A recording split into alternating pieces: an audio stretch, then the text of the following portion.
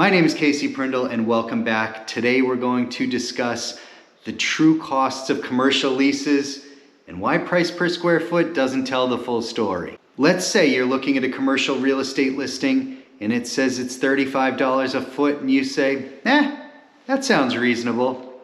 But what does that even mean? That $35 a square foot could be referencing a number of things depending on the lease type. It could be just referencing the base lease price, or it could be referencing the all-inclusive price, depending on the type of lease you're looking at.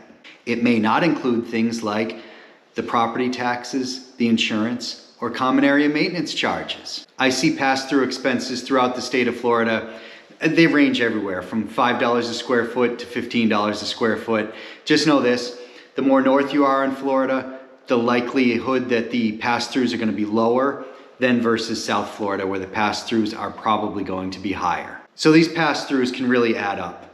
Let's just take $10 on a 2,000 square foot space. That comes out to an additional $1,600 a month you'd be looking at in rent. Now let's quickly talk about how to calculate this. Add the base lease price per square foot plus the estimated net charges per square foot together. Multiply the total square footage by the total of your base lease price and estimated net charges. Divide that number by 12. That gives you your monthly rent.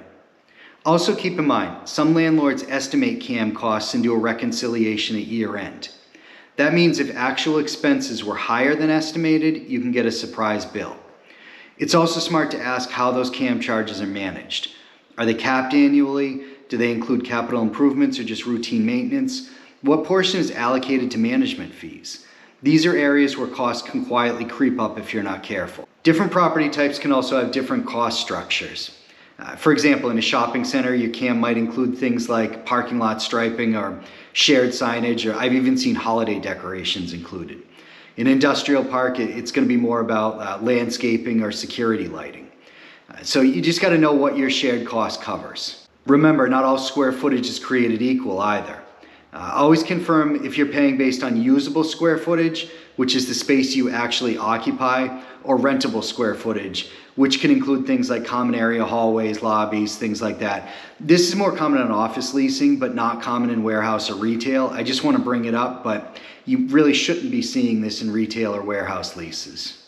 If you're trying to figure out the true cost of a lease, have all sorts of questions about how this all works, just fill out the contact me form. I'll give you a call, we'll have a quick phone call, and hopefully I can help you find a great space.